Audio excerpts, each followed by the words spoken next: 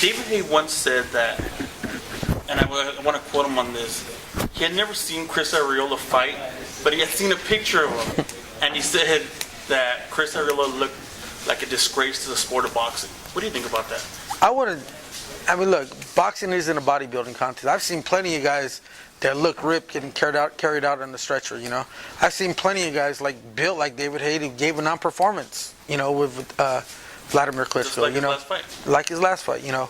Chris is never going to be on the cover of Fitness magazine, but I mean, definitely when he gets in there, he definitely gives his all, and you know, he definitely does his best to entertain the people at home and the fans there in attendance. You know, never going to use his toe as an excuse. Does it bother you at all that the only people who ever beat Chris were the European fighters? Actually, saying it has how all of them really have the belts right the only real fighter to beat Chris was Vitaly Klitschko.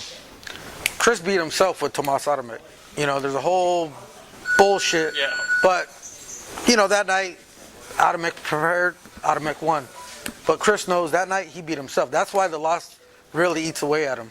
The Vitaly Klitschko, hey, we lost to Vitaly Klitschko. We're, 9-1 underdog. Hey, shit happens. Tomas Adamek fight, sucks to say I knew we were going to lose going in. You know? Now, with someone like, with the top guys, of course, like Wladimir Klitschko, you almost kind of have to sell out something in a way to get in there, get a good shot against them. Is Chris someone who's willing to do that? I think you could ask. Does Chris seem like a guy who would not try, not put himself out there at the risk of trying to score a knockout himself? He's willing to get knocked out. You know, balls and determination have never been an issue with Chris. You know, he showed that he could stay at 234. You have Emmanuel Steward now saying that he wants Wladimir Klitschko and Chris Arreola to fight. What do you think about that? Anything regarding Wladimir, I know it's been talked about for, you know, November, December, but all that's, to be honest, pretty premature. You know, nothing's really been discussed at length, and it's just a bit premature. But the fact that Emmanuel's asking for him is good as far as, you know, us probably having a fight with him down the line. What is Chris Arreola, besides the fact that, don't take losing weight into effect, but what has he shown you that's made you realize that he's back in the game?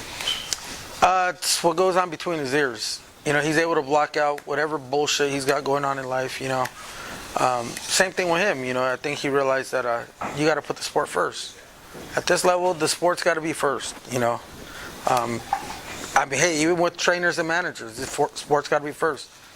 Basically, if someone in my family dies, if I got to be at the gym, sorry. I'm going to be at the gym, you know. Sport's got to be first. Now, is that something that you think he's kind of learned over time and he's kind of realized that? I think so. You know, I mean, it's good to go into fights without excuses, you know. Hey, if you train hard and prepare right and you come up short, hey, you could deal with that, you know. But to you know, go into fights unprepared and for whatever the reason was, you know, it's a hard pill to swallow.